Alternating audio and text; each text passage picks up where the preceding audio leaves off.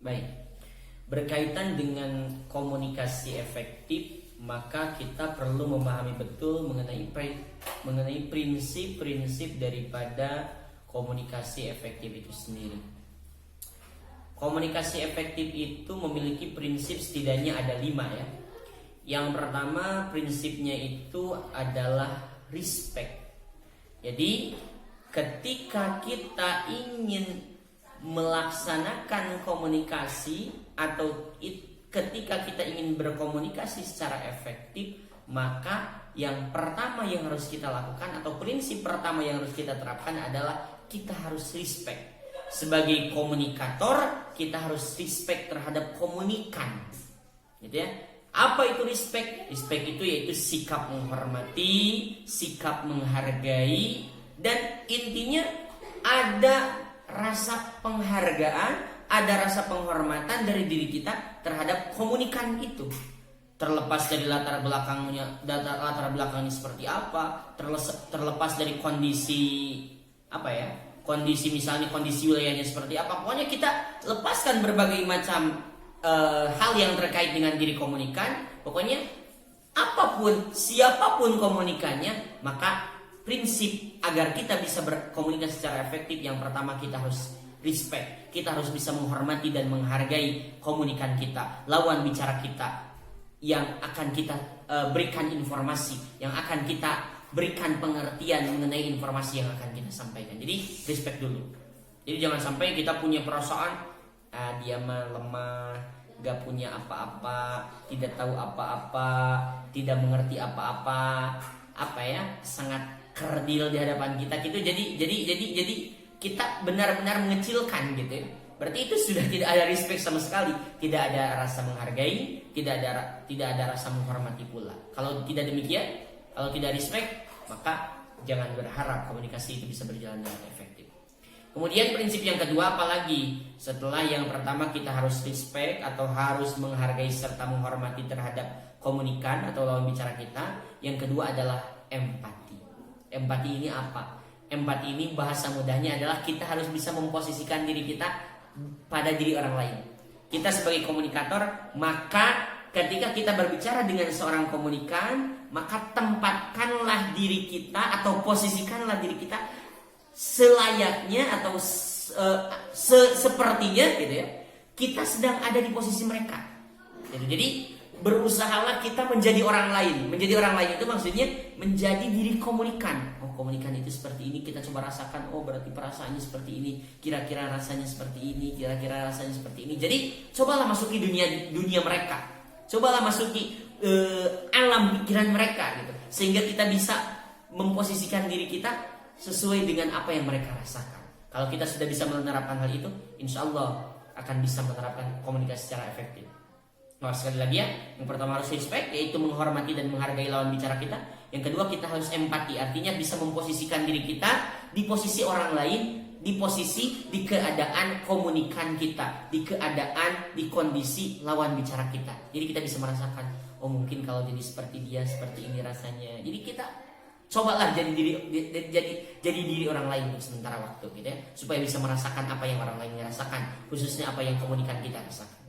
Kemudian yang ketiga, setelah yang pertama respect, yang kedua empati, yang ketiga adalah audible. Apa itu audible? Audible itu mudah didengar. Maksudnya apa?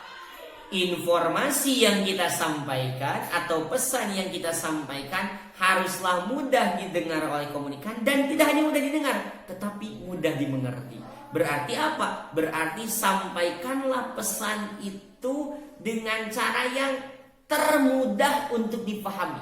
Maka kita harus menyusun konsep, kita harus bisa membuat sebuah sistematika pesan yang dengan sistematika pesan tersebut akan sangat mudah didengar sehingga mudah dimengerti pula oleh pendengar kita, oleh komunikan kita. Jadi jangan sampai komunikan itu bingung. Aduh, ini gimana sih maksudnya? Di mana awalnya, di mana tengahnya, di mana ujungnya? Berarti itu tidak audible, gitu ya. Jadi harus sebisa mungkin pesan yang kita sampaikan itu harus audible, artinya mudah didengar dan mudah dimengerti oleh lawan bicara kita. Kemudian yang keempat apa? Yang keempat adalah clear. Clear ini artinya bersih. Jadi pesan yang kita sampaikan itu jelas gitu ya. Awalnya ini, tengahnya ini, ujungnya ini, jelas gitu. Jadi tidak apa? Tidak belok sana dulu, belok sini dulu, nyabang sana dulu, nyabang sini dulu, tapi langsung straight to the point gitu ya. Langsung ini poinnya. Ini poinnya. Jadi jelas, tidak ada simpang sini, simpang sana dan sebagainya ya.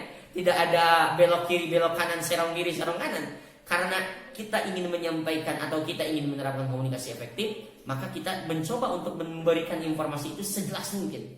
Supaya tidak apa?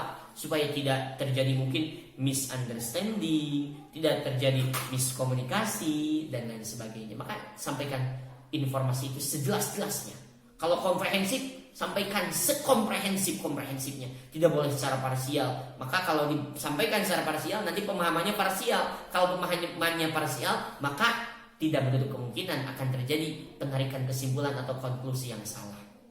Kemudian yang terakhir adalah humble. Yang kelima ini ya, yang kelima humble. Humble itu rendah hati, gitu ya. Kita harus menjadi seseorang yang kalau dalam bahasa agama Islam itu adalah tawadhu', tetap rendah hati. Meskipun kita adalah pembicara, meskipun kita adalah komunikator yang menyampaikan informasi terhadap mereka, tetaplah menjadi sosok yang rendah hati, gitu ya. Rendah hati bisa apa ya? Bisa down to earth, gitu ya. Down to earth bisa rendah hati, tidak ada kesombongan. Meskipun memang pada posisi itu kita sedang menjadi komunikator, kita sedang menjadi pembicara, kita sedang menjadi pemateri, tetapi dengan kondisi-kondisi itu tidak menjadikan kita menjadi sombong, lalu kemudian menganggap orang lain kecil, lalu kemudian menganggap orang lain tidak ada apa-apanya, remeh di hadapan kita. Tidak boleh seperti itu. Insya Allah dengan menerapkan kelima prinsip ini, kita akan bisa berkomunikasi secara efektif. Sekali lagi, apabila kita ingin berkomunikasi secara efektif, maka setidaknya ada 5 prinsip dasar yang harus kita terapkan.